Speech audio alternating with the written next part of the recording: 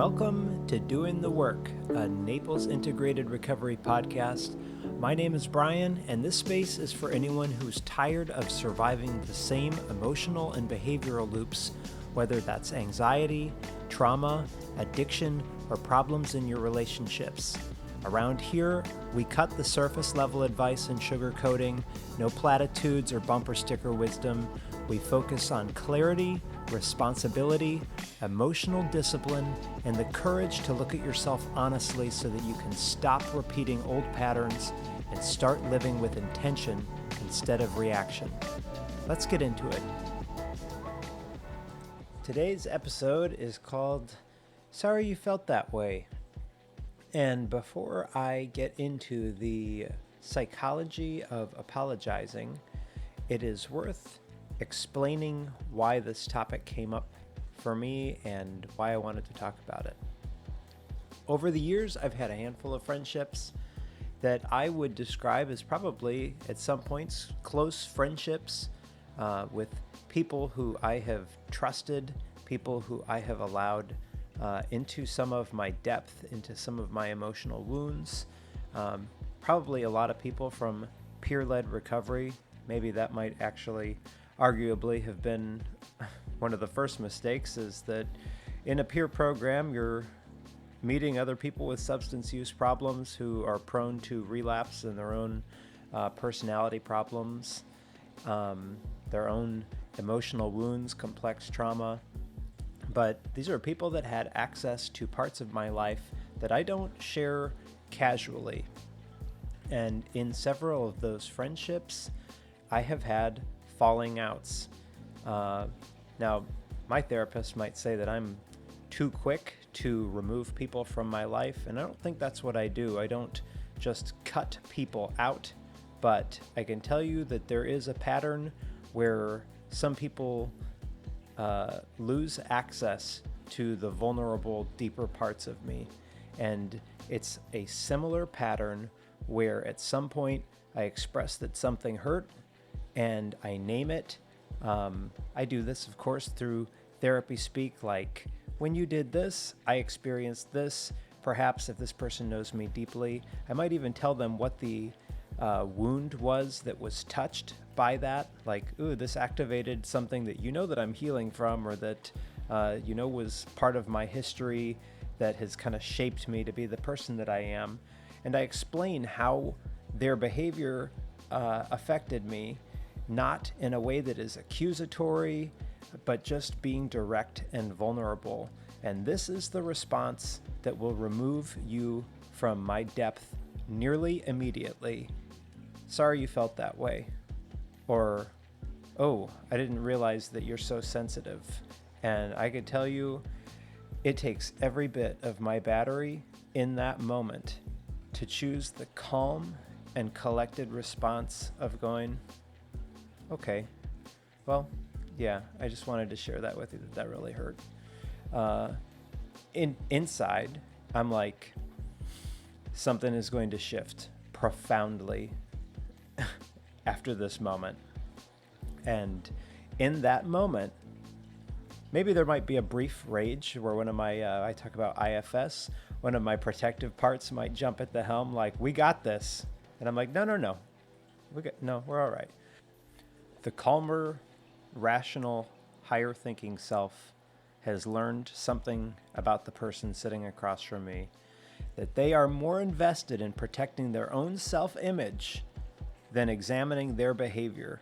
And it tells me that accountability is too uncomfortable for them, and they have to redirect away from the impact of how I was hurt and back towards interpretation. And once you see that dynamic clearly, something shifts.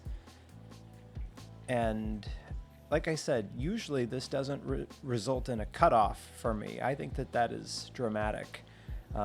There's no hostility. I don't go trying to sabotage your life. But what does happen is a recalibration, that I will now stop bringing vulnerable material to this relationship, and I will stop expecting any kind of emotional accountability from you. With that, access to me changes. Because emotional depth requires a basic condition that if someone expresses harm, the other person is capable of acknowledging their part in it. And sometimes, or oftentimes, it goes a different direction. And I can think of one person in particular in peer-led recovery who just loves to share at every meeting about amends and his stories about how he made something right in a line where he was rude to somebody. And then a time came that this guy offered an amends to me for something where there was a misstep. And it sounded like he was reading something directly out of a script from 12-step literature. And on paper, the words sounded right, like it checked every box, but the tone underneath sounded like it was delivered through an eye roll with irritation behind it, or even maybe disgust at having to say it. And when someone delivers an apology like that, like, yeah, I'm sorry, I could see that was a misstep and I'm ready to make it right. And you hear that tone of like disgust and an eye roll behind it, like, here's the apology that you wanted. It's like a second insult layered on top of the original. So the issue is not whether somebody says the right words, it's whether they are willing to look at their own impact of their behavior. And without that capacity, the relationship can still exist, conversation can still happen, we can still go out for coffee or send some memes to each other, but I can tell you this, what is gone now is trust and depth. Because the ability to say I'm sorry is not about manners, it's about whether a relationship can sustain honesty. And that raises an obvious question, why does something so simple, truly, pausing and saying, I'm sorry, I can see that really hurt you. Why is that so difficult for so many of us? At first glance, apologizing should be simple, right? It's 2 words, I'm sorry. A short sentence, a moment of acknowledgement. But for most people, let me backtrack. For many people, saying I'm sorry to the people who matter the most feels harder than confrontation, harder than silence, and sometimes harder than walking away. That difficulty reveals something very important. Apologies carry psychological weight because they involve control. And the moment that someone is confronted about harm, a predictable set of reactions appears. People deny, they minimize, they explain, they tell you that you're too sensitive, they deflect, and the wording changes, but the pattern is the same. That's not what happened. You're misunderstanding. That wasn't my intention. I didn't mean it like that. All of those are psychological armor. An apology does something very specific. It temporarily hands the other person authority to judge the moment. Sit in that for a second. When someone says, I'm sorry, they are allowing another person to evaluate their behavior and impact, and humans resist giving up control. Research consistently finds that refusing to apologize produces a short-term psychological benefit because you might feel strong in that moment or certain of your values or intact with your sense of self. Refusing to apologize protects the internal story that one acted appropriately, and it can feel like it is integrity, but what is actually being protected is individual self at the expense of relational self. Your internal narrative stays intact while the relationship absorbs the damage. This tension becomes most visible in your closest relationships. If a stranger believes that you acted poorly, it's irritating. If a coworker says that you acted poorly, it can get uncomfortable. But if a partner or parent or a really close friend tells you or believes that you caused harm, it collides with your identity of, wait a second, I'm a good parent, or I'm a good partner, or I'm not that kind of person. And when behavior contradicts those identities, your mind, of course, will quickly move to defend. People begin explaining their intentions, they emphasize their better qualities, or they point to circumstances that made the situation difficult, right? They try to point out that it was complex, or, well, it wasn't quite, this or that. And none of those repair harm. From an injured person's perspective, it often sounds like this. Their pain is being weighed against somebody else's self-image, and that dynamic explains why public apologies often fail. Think of any time that there has been some sort of a scandal or someone that, uses the N-word or the R-word or whatever.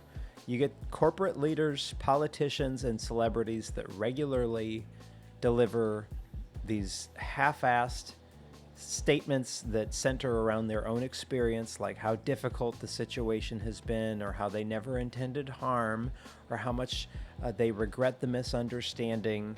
And some of those things may be true, but they fail because repair begins with acknowledgement of harm. When a speaker's emotional experience becomes the center of the message, then the apology becomes reputation management. People recognize the difference immediately. Cultural messages about apology create additional confusion because children are taught at an early age to apologize reflexively. Say you're sorry. And the instruction teaches compliance, but it doesn't explain the deeper function of an apology in an adult relationship. As a result, many people grow up with two competing beliefs. Apologies are socially expected, and also that apologies threaten self. That tension produces avoidance. Language becomes cautious and legalistic. Phrases appear that sound apologetic without surrendering real responsibility. So it's like your corporate stuff. Mistakes were made. Sorry that you felt hurt. That wasn't my intention.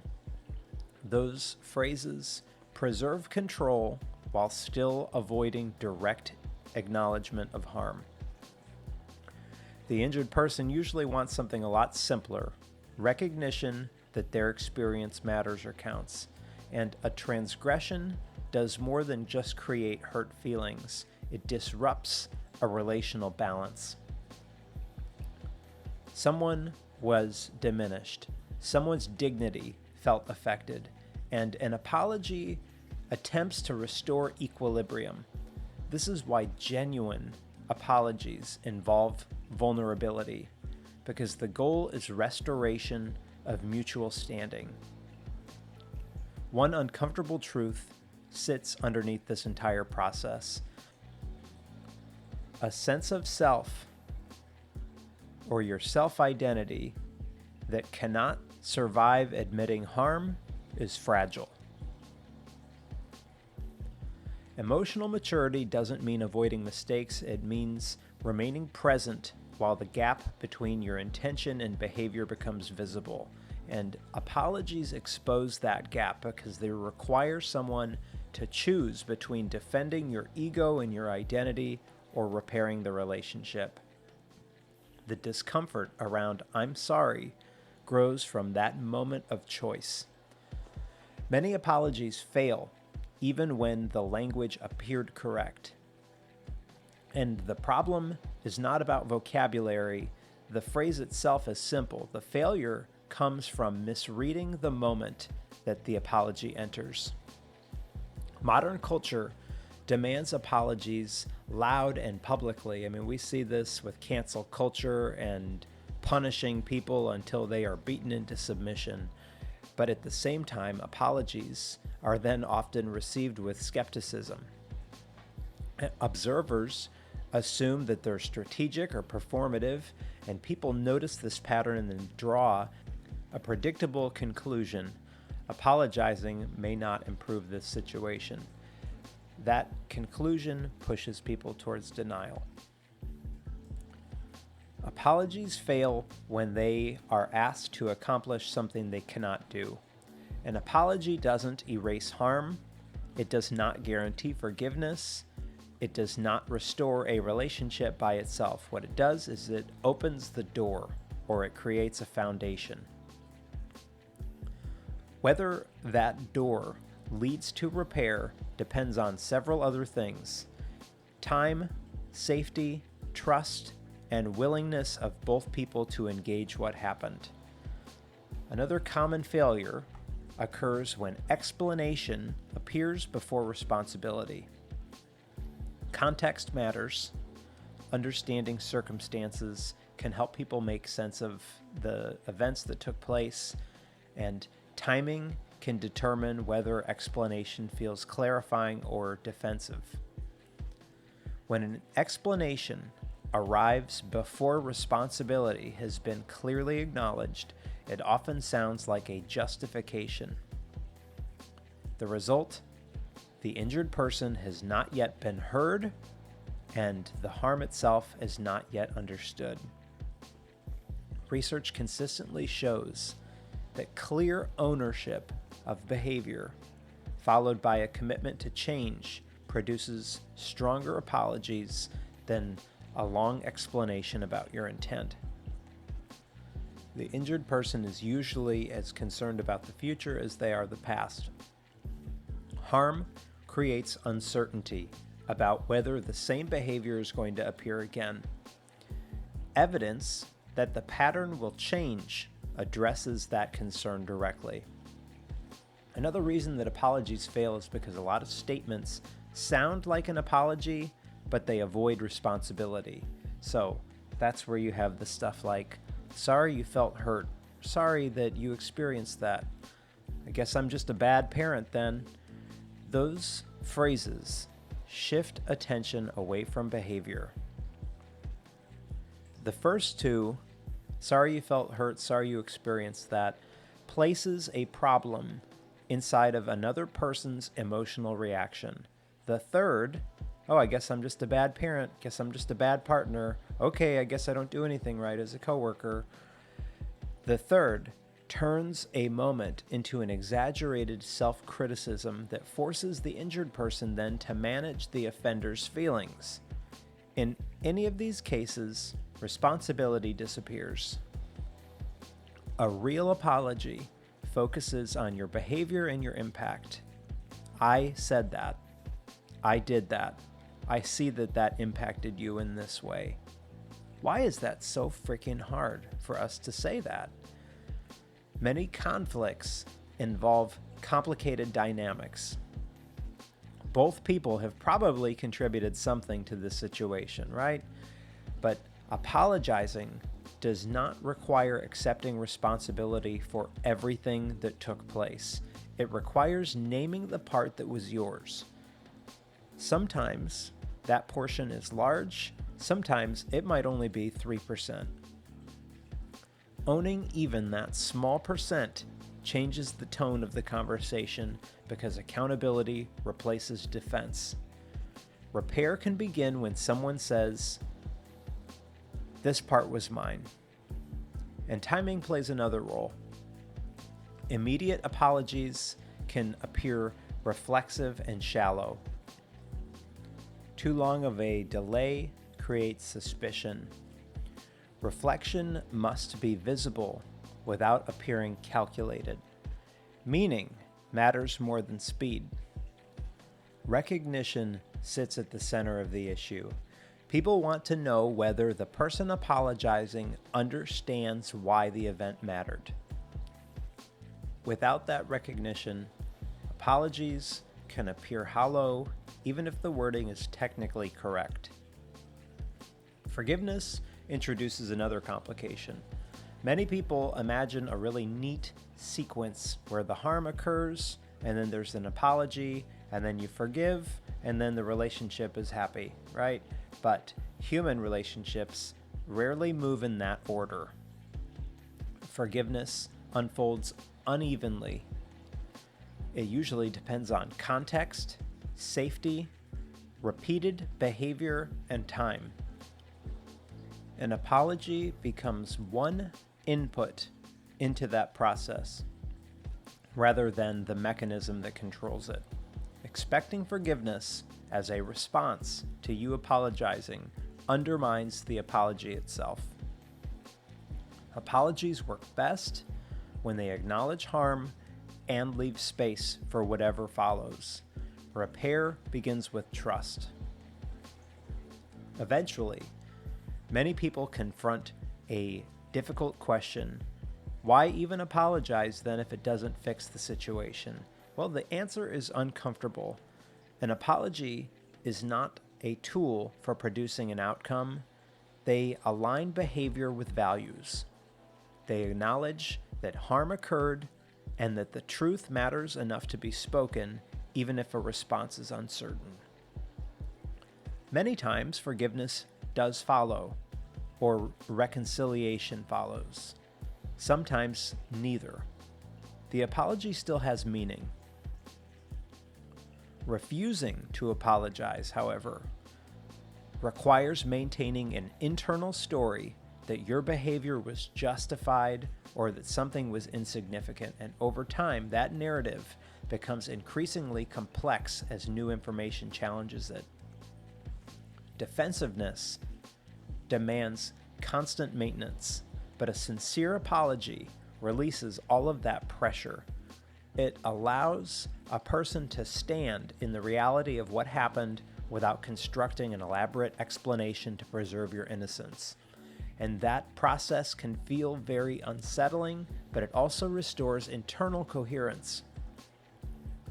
Apology is often confused with humiliation or self-punishment, but in reality, a clear apology remains contained and grounded.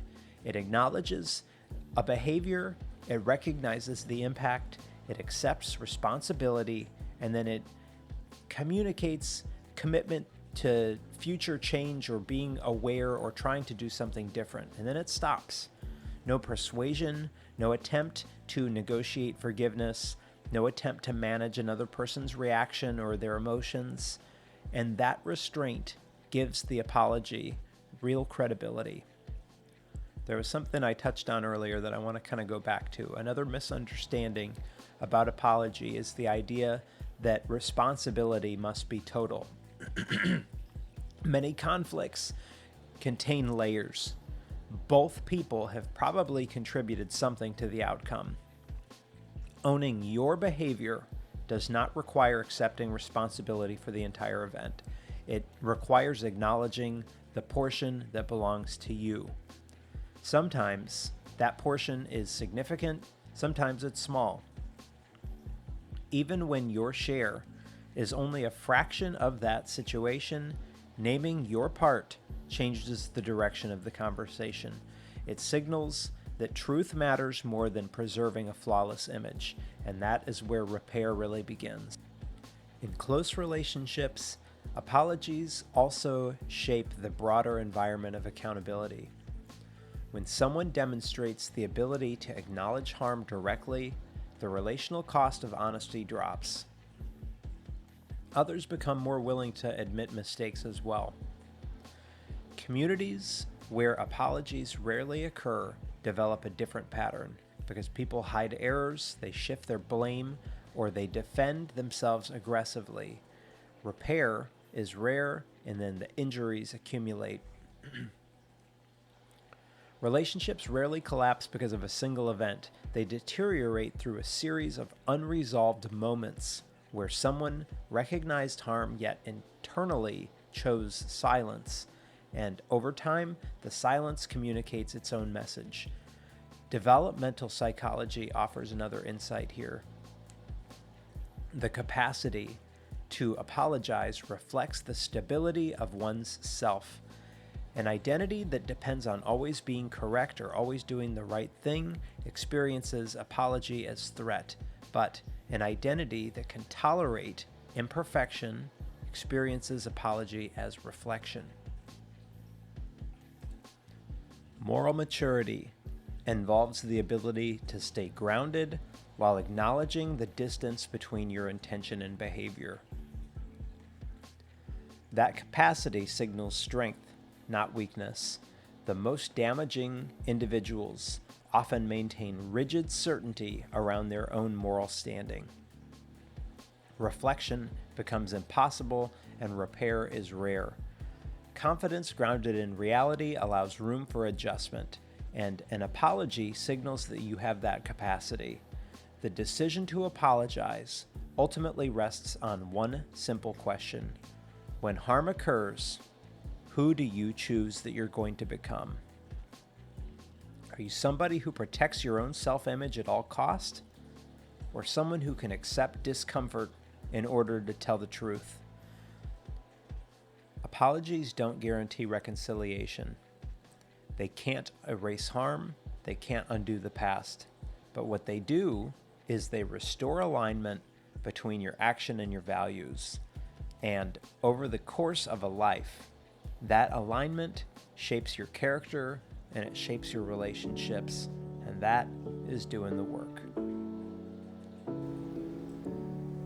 Thanks for spending the time with me. If you found this episode helpful, please share it with somebody who may need to hear it. Be kind to yourself, be kind to others around you. Remember that we're all doing the best that we can with the tools that we currently have, and we are all capable of growing past them. If you'd like to reach out or connect, send me an email, brian@naplesintegratedrecovery.com. I hope to hear from you there. And in the meantime, thanks again for listening, and I'll see you on the next one.